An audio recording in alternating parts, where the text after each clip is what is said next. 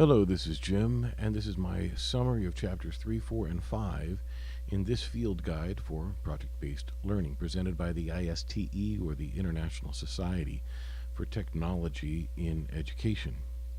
Our authors are Susan Boss and Jane Krause. Krause is a former teacher in Oregon, but mostly a bigwig with the ISTE. There are 12 chapters in 5 sections.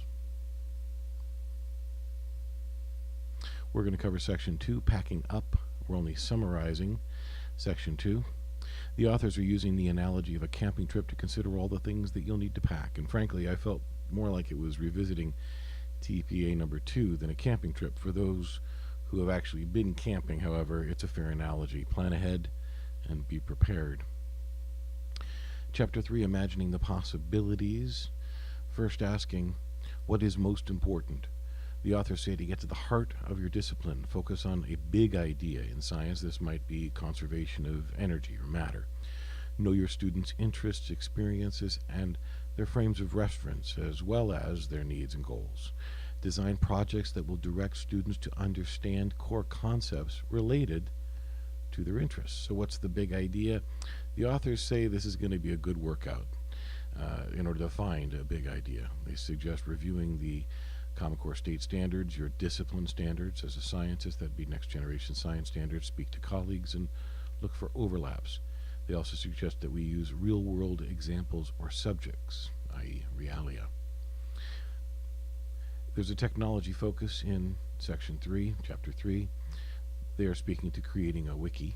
It's a really cool example of teaching the concept of 1,000 of something to elementary student kids. Skype, they suggest being used internationally to make the world your classroom, and filmmaking as a connective fabric, according to a teacher, Jim Bentley, at the Folks Ranch Film Academy. He says anything that a student films has to be written. Chapter 3, Planning for Rigor and Digital Age Skills. Really, its attention to Bloom's higher modalities for retention. There's a great suggestion for reinventing a biography, which is to study more than one person for a time period, create an award for the best person from that time period based on limited criteria, and then create a seal or a trophy that is going to be awarded to that person. Digital age literacies, a synthesis. Primarily here is an attention to P21 beyond the 3 R's to the 4 C's of creativity, collaboration, communication, critical thinking. Also, it's a global attention. They say that literacy boils down to learning to be independent, aware, and productive citizens. They want students to become information artists. And to answer to the question, in what ways can this project teach students how the world works and how they work in the world? Learning dispositions. This is probably the most important part of Chapter 3, if not the book, in my opinion. Fixed mindset believes success is based on inherent smarts. A growth mindset believes that success is based on hard work.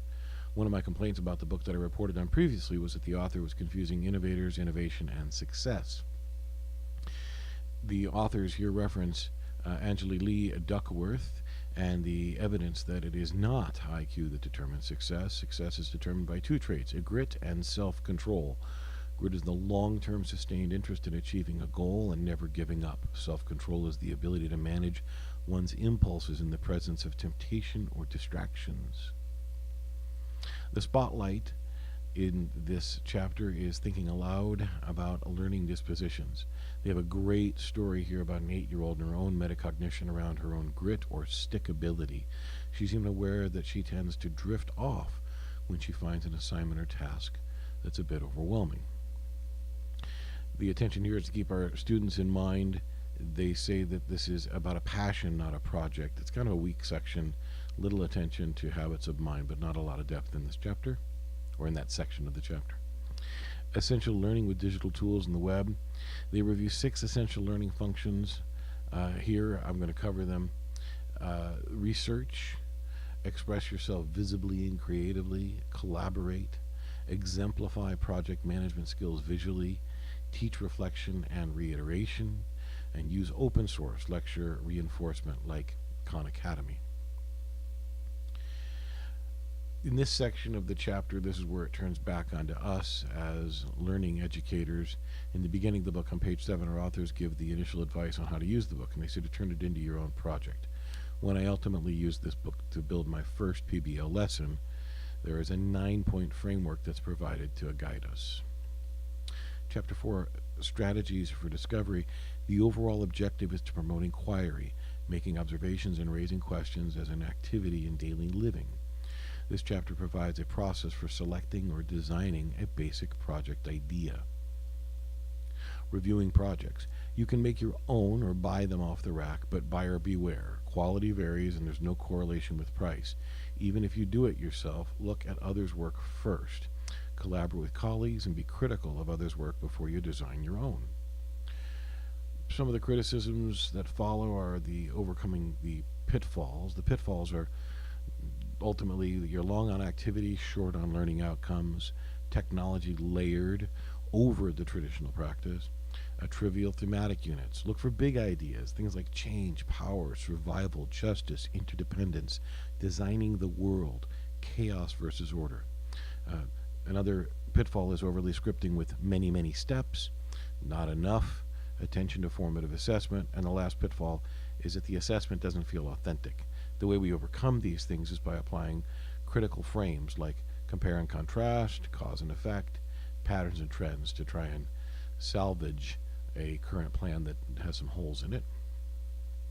To design terrific projects, they say we get started with what is the value of flexibility? And they give a great example of how we need to let students' interests and curiosity drive the learning experience.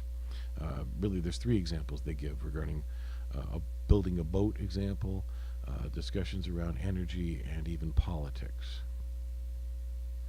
The side trip. If you decide to go off of the shelf, they say that here are some good resources. The Buck Institute for Education, which is www.bie.org. Understanding by Design, which is a book by Grant Wiggins and Jay McTee. Or go visit bobperlman.org. The best projects share important features. There are 14 features total. Here are the top 6. Loosely designed. They're generative. They produce constructive meaning. They're inquiry-based and center on a driving question.